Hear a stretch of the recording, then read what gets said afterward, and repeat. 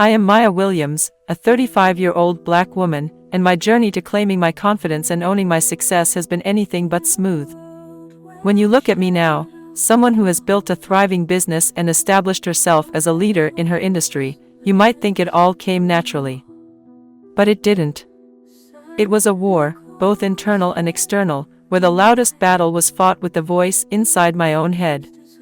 The weight of statistics. Before I dive into my personal story, it's important to understand the context that shaped my reality. According to a 2021 study by the Center for Talent Innovation, 58% of black women in corporate America report feeling like they have to work harder to prove their worth compared to their peers of other races. This "prove it again" bias has driven many black women to burnout. Furthermore, despite being one of the most educated demographics in the US, with black women enrolling in higher education at higher rates than other groups, they still earn 63 cents on the dollar compared to white men. The numbers are staggering, and they're a reflection of a society that consistently undervalues black women's contributions. Add to that the stereotype of the angry black woman and the pressure to remain likable, and you have a storm of self-doubt that is almost impossible to escape from unscathed.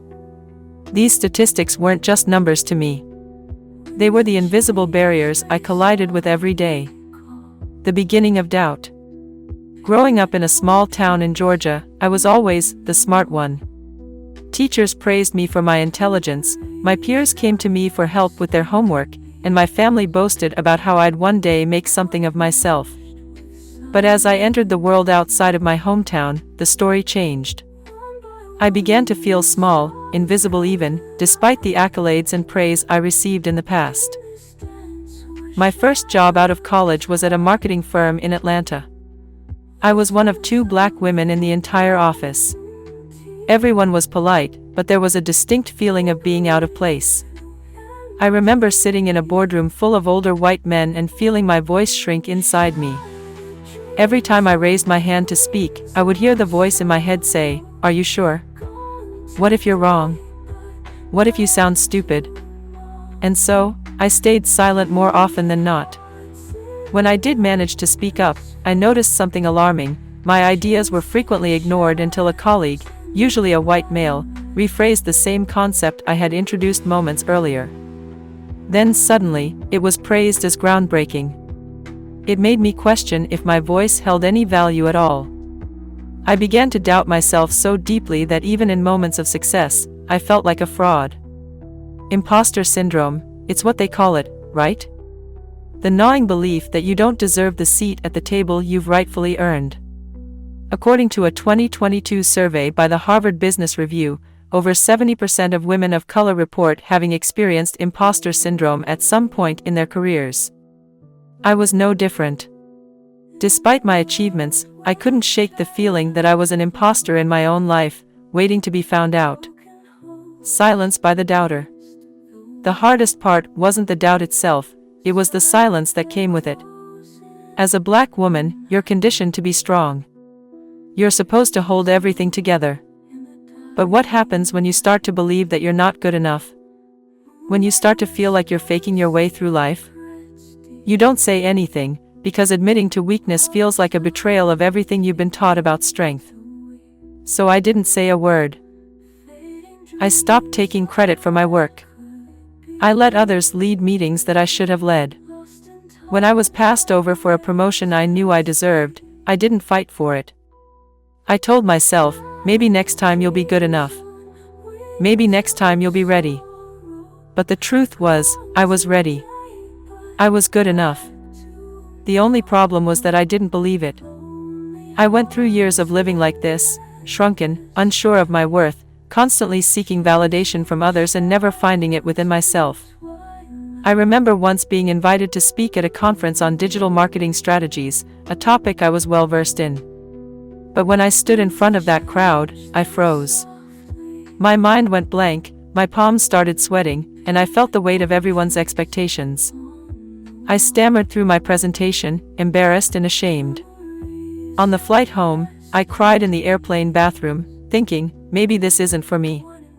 Maybe I'm just not cut out for this. The turning point. Everything changed for me the day my grandmother passed away.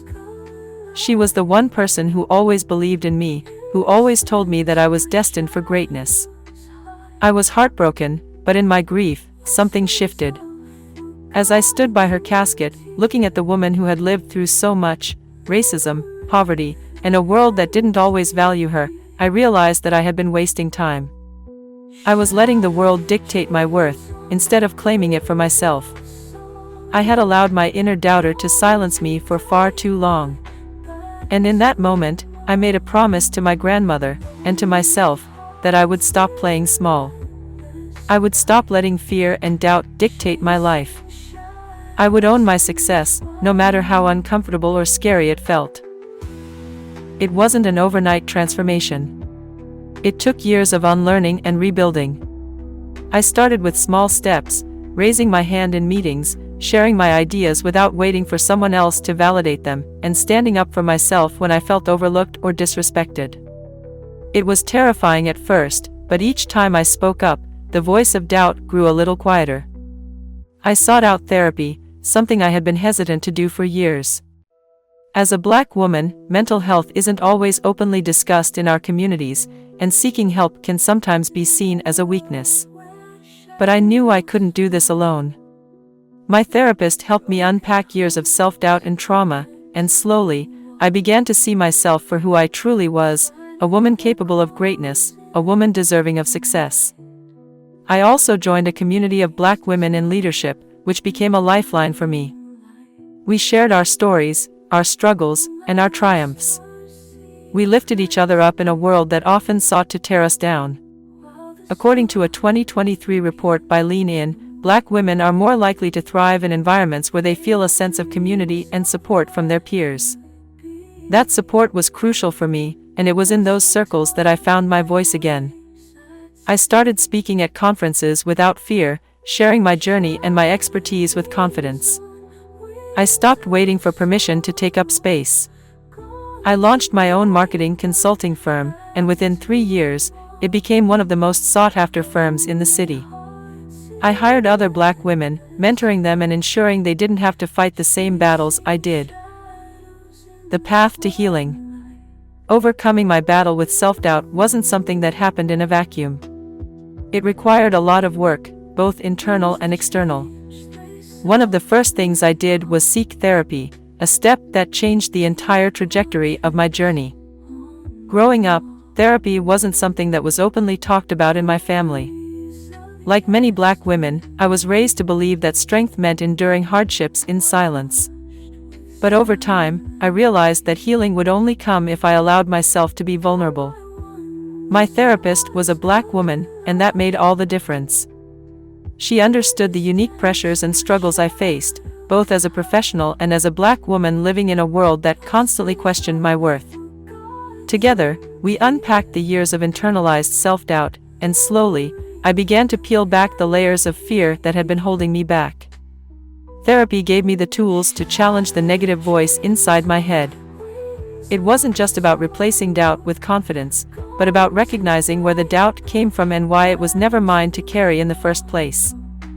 For the first time, I began to realize that many of the thoughts I had about myself were planted by external forces, by a society that had told me I wasn't enough, by workplaces that had made me feel invisible, and by a culture that sometimes equated silence with survival.